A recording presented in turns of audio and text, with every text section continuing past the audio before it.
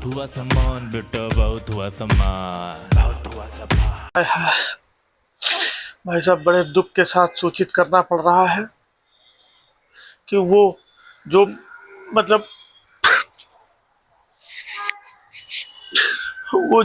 पल पल की खबर, सच्ची खबर, सबसे तेज, सबसे पहले और अच्छी, वो जो खबर देते थे ना मीडिया वाले, भाई साहब वो,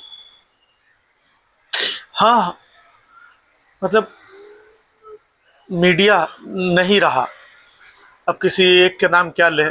कुछ लोग तो यहाँ पर मालूम है, वो अंजना ओम कश्यप दीदी जो थी ना, अंजना ओम मोदी, हाँ, वो दीदी के फोटो में हार फूल माला पहना करके मतलब ऐसी ऐसी बातें कर रहे हैं। ऐसा नहीं करना चाहिए, ये उचित नहीं है।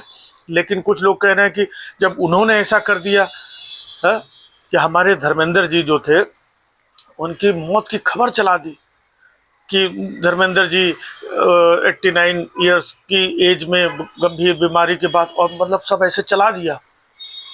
अब उनकी देखा देखी, अब चूंकि आज तक सबसे तेज चैनल, सबसे ऑथेंटिक और सबसे बढ़िया ईमानदार चैनल है, तो उनके चैनल में भाई साहब बड़े बड़े लोग फंस गए। अखिलेश यादव फंस गए। उन्होंने आज तक चैनल देखा, खबर देखी, और उन्होंने भी ट्वीट कर दिया। योगी आदित्यनाथ सच्चे योगी, वो बताओ, योगी जैसे लोग, है ना, वो ऐसे ईमानदार पत्रकारों के चक्कर में फंस गए। उन्होंने भी भाई साहब ट्वीट कर दिया। पता नहीं कितने लोगों ने इधर से उधर मैसेज कर दिया। कई लोगों ने रोना पीटना चालू कर दिया जो धर्म जी के फैन थे। और बाद में भाई साहब मालूम पड़ा कि धर्मेंद्र जी बिल्कुल ठीक हैं, स्वस्थ हैं, और हॉस्पिटल से जो है वापस घर पे आ गए हैं। वो तो वापस घर पे आ गए, इन लोगों ने उनको बताइए भेज दिया था। तो अब कुछ लोग जो है इनको हार फूल माला पहना करके, भाई साहब ये चल क्या रहा है? ये मीडिया वाले मतलब देश को कहाँ ले जाना चाहते हैं? अभी आपने देखा होगा जो बिहार चुनाव चल रहा था, ऐसे ये कहीं नहीं निकलते हैं। अंजना ओम कश्यप को कहीं स्टूडियो के बाहर नहीं देखोगे, स्टूडियो के अंदर बैठ के ही मुर्गा लड़ाती रहती है। हाँ, तुम बताओ, तुम बताओ, अच्छा आप ऐसे कैसे कह रहे हैं, नहीं बीजेपी वालों को नहीं, आप बैठिए, इसकी आवाज़ नीचे करो, उसकी आवाज़ करिए, नहीं आप बीच में मत बोलिए। भाई साहब यही स्टूडियो में मुर्गा लड़ाते थे, कभी बाहर नहीं देखोगे कोई रिपोर्टिंग करते। लेकिन बिहार का चुनाव था, चाहे वो चित्रा दीदी हों, अंजना दीदी हों, रूबिका दीदी हों, और ये जितने दीदी और भैया थे, सब भाई साहब ग्राउंड में ऐसा चिल्ला के कि इस वक्त हम जो है यहाँ पर पटना में मौजूद हैं, और पटना की जो जनता है, यहाँ की जो मूल समस्याएं हैं, और मैं बता देना चाहे, मतलब वहां पर जाके ग्राउंड में उतर के ये लोग रिपोर्टिंग कर रहे थे चुनाव की। और भाई साहब कहीं ट्रेन पलट जाए, कहीं बाढ़ आ जाए, कहीं कोई डूब जाए, और कहीं जहाज पलट जाए, कहीं बेरोजगार लोग जो है धरना प्रदर्शन में लाठी, भाई साहब कभी आप इनको ग्राउंड पे नहीं देखोगे। चुनाव के टाइम पे इनको भी जहाज वहाज मिलता है, हेलीकॉप्टर, आ जाओ दीदी, पैसा भी दे रहे हैं, आओ तुम यहीं रहो, होटल भी दे रहे हैं बढ़िया, और यहीं से हमारे हिसाब की रिपोर्टिंग। तो जब इनको वैसा काम करना होता है तब ये उतरते हैं। और बाकी स्टूडियो में बैठे बैठे अगर इनके रिपोर्टर उतरे होते ग्राउंड में, जिस हॉस्पिटल में धर्म जी एडमिट थे, वहाँ जाते, वहाँ धर्म जी के परिवार से बात करते, सनी देओल से बात करते, बॉबी देओल से बात करते, या हॉस्पिटल से बात, तो इनको सच्ची बात पता चलती। इन्होंने वहीं से बैठ के सारी चीज़ें दाग दी। तो भाई साहब सोचिए, ये कितनी खबरें, ये खबर तो मोटी मोटी पकड़ में आ गई, है ना, ऐसे कितनी खबरें ये झूठी और वाहियात चलाते होंगे, आज तक लोगों को पता ही नहीं। और हम हैं देश के नंबर 1 चैनल, आप देख रहे हैं देश का नंबर 1। ये भाई साहब जितने 2 नंबरी लोग हैं, सब के सब नंबर 1 बने घूम रहे हैं, और ऐसी झूठी खबरें फैला करके, ऐसी पाखंडी वाली, ढोंगी वाली, ये सब खबरें फैला करके, ये बताइए नंबर 1 बने हुए हैं। तब अफसोस होता है। और ये सब झूठ फरेब नफरत फैला करके ये गायब हो जाते हैं। और जब मामला बाद में, कई मामले जैसे अभी देखिए वो अर्नब गोस्वामी जो पॉपकॉर्न के जैसे उछलता था, कहाँ उद्धव, कहाँ छिपे हो सलमान खान, सामने क्यों नहीं, कैसा चिल्ला रहा था, हा? कि वो सुशांत सिंह राजपूत है मर गया, इसके पीछे ये है, उसके, भाई साहब वो खुद दरोगा भी बना हुआ था, वो हवलदार भी बना था, वो सीबीआई भी बना हुआ था, है ना, वो जज भी बना था, वो वकील भी बना था, बस खाली रिपोर्टर नहीं बना था। ऐसा चिल्ला रहा था, चीख चिल्ला करके। वो कोविड के टाइम पे पूरे देश में वैसे ही सब सदमे में थे भाई साहब, वहां पर ये ऐसी नफरत और चिल्लाना। और ये देखिए, ये जो दिशा तिशा दिशा के बारे में ये बताइए, रिया के बारे में ये बताइए, रिया का हाथ है, रिया तब कहां थी, रिया ये कहां थी, रिया ने इसका ये कर लिया, रिया ने वो कर लिया, रिया ड्रगिस्ट ड्रगिस्ट, ये गंजेड़ी नशे। भाई साहब ऐसे से चिल्ला रहा था और वही रिया चक्रवर्ती को कोर्ट ने बाइज्जत बरी कर दिया। उसके खिलाफ ना कोई सबूत नहीं, लेकिन इसने भाई साहब उस लड़की का जीना हराम कर दिया था। सोचो कोई और लड़की होती तो, सुशांत सिंह राजपूत ने तो सुसाइड किया, जो भी हुआ है ना, ये लड़की भी सुसाइड कर लेती। और ये मीडिया वालों के चक्कर में, ये मीडिया है देश का कि सच्ची और अच्छी खबरें देने की जगह किसी को मौत के मुंह में ढकेल रही है मीडिया। एक चैनल ने धर्म जी को मार दिया, एक रिया चक्रवर्ती को मौत के मुंह में ढकेलने के लिए तैयार थी। और आज जब वो बाइज्जत बरी हो गई, भाई साहब कोई चैनल में अब आओ, अब चिल्लाओ कि नहीं हमसे उस समय त्रुटि हो गई थी, मैं माफी मांगता हूं। पूछता है भारत, माफी क्यों नहीं मांग रहा है अर्नब? आज अर्नब माफी मांगने के लिए तैयार बैठा हुआ है। माफी मांगते आके देश के सामने बड़े बड़े अखबारों में छपाते, एक एक घंटे का 3-4 दिन प्रोग्राम चलाते टीवी पे कि भाई गलती हो गई, तो भाई माना भी जाता। गलती नहीं भाई साहब, ये जानबूझ करके अपने धंधे के लिए, अपने टीआरपी के लिए कितना भी नीचे गिरने के लिए ये हमेशा तैयार रहते हैं। अब वही देखिए, जब कोविड का टाइम था, ये तबलीगी जमात के लोग, इन्होंने थूक जिहाद फैला दिया है और ये लोग कोरोना को हिंदुस्तान में फैलाने के लिए जिम्मेदार हैं। एक एक मस्जिद के अंदर इतने तबलीगी जमाती छिपे हुए हैं, ये कोरोना फैला रहे हैं। और भाई साहब कोई रिपोर्ट नहीं आई, कहीं कुछ नहीं हुआ।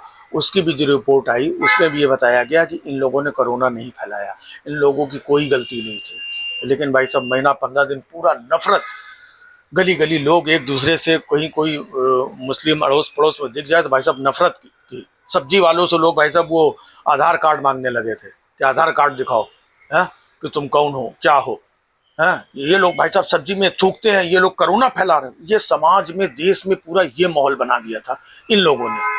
आज तक कोई माफी मांगी? ये मीडिया है। उसके पहले एक वो था मौलाना साद। मौलाना साद कहाँ छिपा है? कहाँ छिपे हो मौलाना साद? हम तुम्हें ढूंढ निकालेंगे। ये मौलाना साद वही है, ये मौलाना साद कहीं भी छिप जाए, मौलाना साद करते करते आज तक भाई साहब पता चला मौलाना साद कहाँ है, मौलाना साद ने क्या किया था। मौलाना साद अंदर है, मौलाना साद बाहर है, मौलाना साद जिम्मेदार था, मौलाना साद गुनहगार था, या मौलाना साद बेगुनाह था, पकड़ा गया नहीं, कुछ पता कुछ नहीं। भाई साहब ये झूठ फरेब फैला करके गायब हो जाते हैं। अब देखिए, जब ऑपरेशन सिंदूर हुआ तब इन लोगों ने कितना झूठ फैलाया रात भर ये स्टूडियो में। जब इनको जरूरत होती, जब इनका धंधा होता है ना, जैसे धंधे के लिए बिहार में टिके हुए हैं, बाकी कहीं नहीं जाएंगे, ऐसे ही धंधे के लिए रात रात भर स्टूडियो में सायरन बजा बजा के जोर से पाँव पाँव पाँव पाँव चिल्लाते थे। ये देखिए सबसे बड़ी खबर आ रही, सबसे बड़ी खबर आ रही, सबसे बड़ी खबर आ रही कि इस वक्त इस्लामाबाद पे कब्जा हो गया है, इस्लामाबाद पे कब्जा कर लिया है इस्लामाबाद में। हाँ, एक बड़ी खबर और आ रही है, एक बड़ी खबर और आ रही है कि कराची पे भी कब्जा हो चुका है, कराची पे भी भाई साहब ऐसा लग रहा है ये स्टूडियो से बैठ करके यहीं से उसने कब्जा कर लिया। कोई कराची पे कब्जा कर रहा है, कोई चैनल इस्लामाबाद पे कब्जा कर रहा है, कोई चैनल पेशावर पे कब्जा कर रहा है। बताइए, ये सारे लोग इतना बड़ा झूठ भ्रम पूरे देश को कंफ्यूज करके, और आज फिर शांत से बैठे हुए। यहाँ आम इंसान अगर बाइक से जा रहा हो, एक कागज पत्थर उसके कम हो जाए बगैर हेलमेट के जा रहा, तो तुरंत भाई साहब उसका इधर आओ, किनारे लगाओ गाड़ी, ये दिखाओ वो दिखाओ, ये चालान, चलो बैठो गाड़ी में। मतलब ये होता है। और ये पूरे देश को नफरत की आग में झोंकने के बाद, झूठ फरेब करने के बाद में, लोगों को मार देने के बाद में, पूरे देश ने तो विश्वास कर लिया कि भाई आज तक इतना बड़ा चैनल है तो सच्ची बोल रहा हूँ, आज तक थोड़ी झूठ बोलेगा। हमारे जैसे कितने लोग कंफ्यूज हो गए थे, और इन लोगों ने कोई माफी मांगी, कोई गलती मानी। ऐसे कितनी गलतियां करते हो। माफी आपी अगर कहीं मांगेंगे भी ना, तो छोटी सी कहीं धीमे से नीचे कहीं अपना धीमे से माफी की, मतलब किसी को पता ही न चले, ऐसी वाली माफी मांगते हैं। और जितने बड़े सेंसिटिव मामले होते हैं, जहां पर मीडिया को बहुत सेंसिटिव होने की जरूरत होती है, बहुत जिम्मेदार होने की जरूरत होती है, वहां पर ये लापरवाही दिखाते हैं। ऑपरेशन सिंदूर चल रहा था, कितनी बड़ी बात थी, वहां पर ये झूठ फरेब नफरत और ये कब्जा वो कब्जा चला रहे थे। धर्म जी इतने बड़े लेजेंड हैं, आपके पास आदमी नहीं था, आपके पास रिपोर्टर नहीं थे, आप काहे का बड़ा सबसे तेज चैनल बनते हो, काहे का नंबर 1 चैनल देख रहे हैं, काहे का नंबर 1 है? आप अपना यहाँ फोन करके अपना आदमी भेज करके आदमी पता कर लेता है, तुमने कहीं पता नहीं किया और धर्म जी को मतलब जीते जी मार दिया।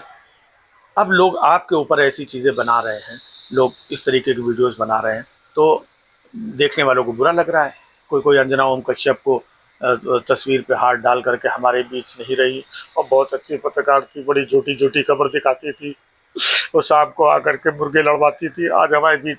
ऐसा ये भी अच्छा नहीं है, लेकिन लोग क्या करें, इस देश के लोग जब इस तरीके के झूठ और फरेब और चीज़ों से मायूस हो जाते हैं तो उनके पास जो हथियार है अपना हास्य का, व्यंग का, सटायर का, सोशल मीडिया का, वो अपनी तरीके से करते हैं।